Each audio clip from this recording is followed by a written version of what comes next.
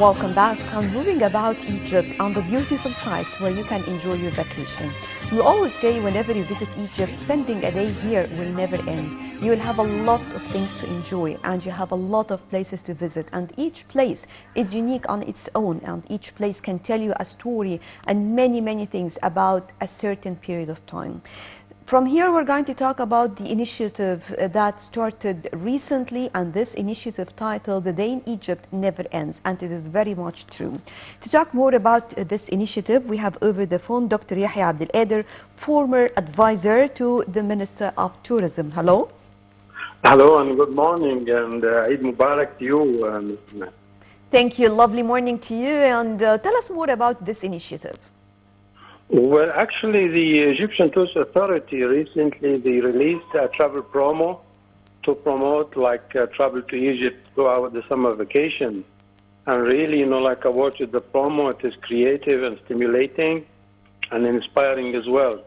I received really contacts from many friends and professionals worldwide, and they liked it so much because it highlights and showcases the resorts of Egypt and tourist facilities over the Red Sea region in Marsa Alam, Hagar, and Sharm el-Sheikh, and as well as in Alexandria, Alamein, and Marsa Matruh. So really, it's a very attractive promotion throughout the Ministry of Tourism. So how important it is when you make an initiative targeting the Arab tourism or the Arab market, and of course the local market? Well, really, typically, traditionally, the summer vacations, like Egyptians, families, they are done with schools and universities. They start breaking out a long break, 2 or 3 months, and they go to the beaches every year. And then we receive typically, the Gulf state visitors, who like to come and enjoy, a long vacation in Egypt. I mean, enjoy and entertain and do some shopping and meet friends and family and attend some concerts as well. So really traveling throughout the summer season is very pleasant for family, friends, as well. The combination or the diversification of the tourism product, where we're talking about, whether we are talking about historical sites, talking about recreational, talking about, of course, monuments and history. So now we can talk also about the infrastructure that serve for the same purpose, because for those who are in some of the Red Sea resorts, still they have the chance to visit some of the historical sites over the day, or to spend 1 day or 2 or 1 night in a historical site and back to the beach. How far is this important as well? Definitely, this you stressed a very important point, really, for combining, culture with the beach and recreation and activities, entertainment. That's why Dr. Khalid Anani, Minister of Tourism, was in Rome last week, and he gave a presentation at the Egyptian Academy, where he had an audience of 500 participants, and he highlighted the latest archaeological discoveries in Egypt, in Dashur and Saqqara necropolis. And he talked as well about the Al-Fustat Museum for Civilization, the other museum recently developed in Hagar for the beach goers, and vacationers year-round for Egypt. And he talked as well about the progress for the Grand Egyptian Museum, and made special notice about the efforts of the government to upgrade and develop the itinerary for the Holy Family in Egypt, because, as you know, there are billions of visitors and strong believers, Christians who like to come to Egypt to track, the Holy Family journey and itinerary in Egypt. So all these facilities really support summer vacations and visitors to Egypt regionally, locally, and internationally as well.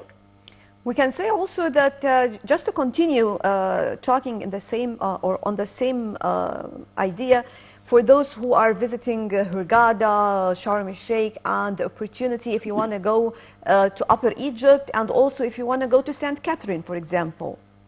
Yes, definitely. That's one of the highlights, because we have different seasonality, summer season for about 3 months. It's very warm in this area, St. Catherine and Upper Egypt, Oxford and Aswan. But still we have, for example, Spanish tourists, they love to visit Egypt during the summer, So we have direct flights to Luxor. But as well, we have very good season this summer because we receive around 100 flights weekly to Marsa Matruh, Alamein, Sharm el-Sheikh, Kader, Marsa Alam, and they carry over 30,000 passengers and visitors where they spend their vacation. So we expect this year to score over 15 million visitors, and inshallah 2020 will be a good year. We have seen also really efforts exerted in attracting more tourism to the Mediterranean coast. Yes. And it did not exist a long time ago. Tell us more about this. Definitely, yeah, because, like some, like 95% of our, travelers and visitors here, they come via air, they need to have accessibility, like charter flights, like excellent airports to receive them, and then tourist facilities and infrastructure on the ground. And for the past 10 years, this has been extremely developed. I've been to Marsa Matruh last summer, and I saw the extension of hotels and the development. There is new openings every season. That's why we start receiving like flights directly from Italy, from Romania, from Poland, and from Montenegro. They come, Marsa Matruh is Mediterranean beach, and it's very close, like the 20 Mediterranean port. So we have direct flights, and they enjoy it, and they spend like a week, and they go back. That's why Marsa Matruh and Alamein has been accessible for Mediterranean and leisure travel as well.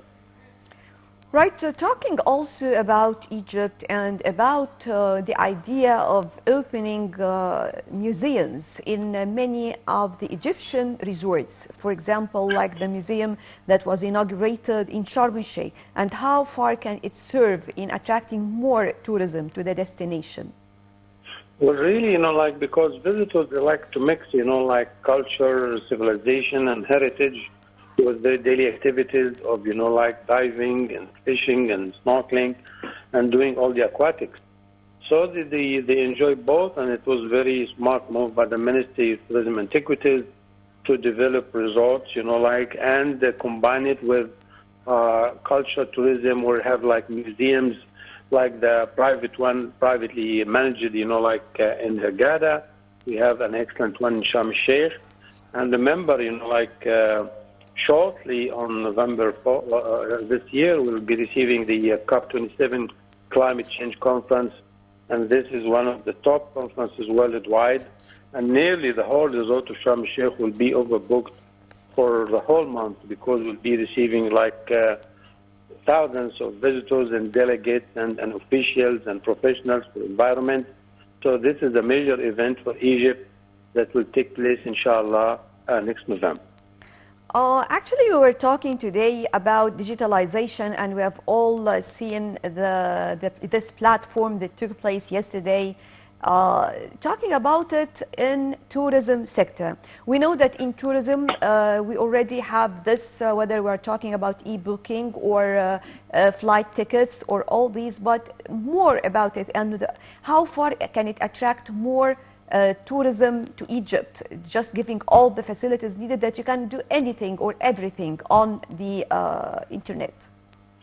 Definitely, yes. I was reviewing, recent research by the UNWTO in Madrid, and it's reflecting now that 55 to 60% of world travelers, they book, they fly digitally, and they book the rooms online.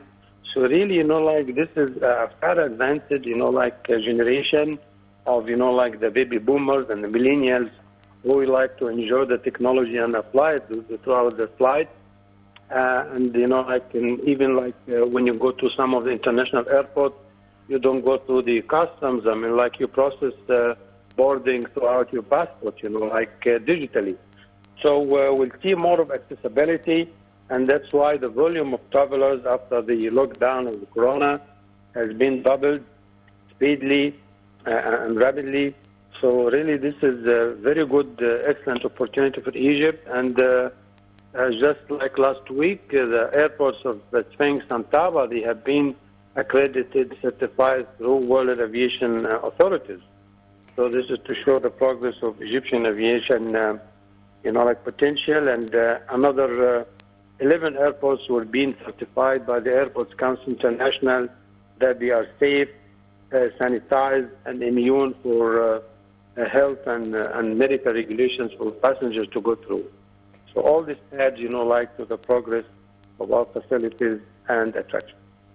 So in the past, we used to see that tour operators are taking control when it comes to bringing tourists to Egypt or having groups in particular.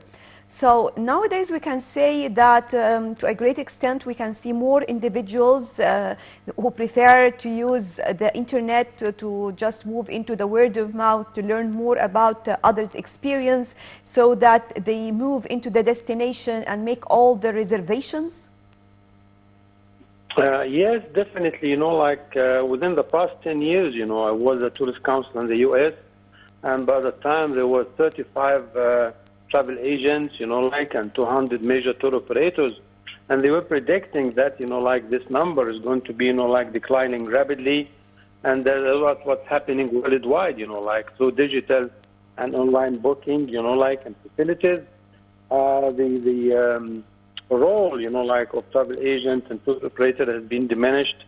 So that's why we have all the direct, booking and the flights and accessibility and the booking.com for the rooms and B&B. That's why I see many individual, visitors, downtown Cairo, and they go and stay sometimes in 3- and 4-star hotels, the young one who, the young generation who don't want to spend a big budget, on accommodation. And they enjoy, using the railways, and thank God, recently now we have, first-class facilities and network of railways that is going to link, Ain Sokhna directly to Marsa Matruh, and other extension will link from Cairo to Luxor and Aswan. So these are very excellent, updates and good news for Egyptian travel and tourism promotion. Right, Dr. Yahya Abdel, former advisor to the Minister of Tourism, thank you very much for joining us. And with this, we come to the end of our breakfast show for today. Thank you all for joining us, and stay tuned for more coming up on Nile TV International.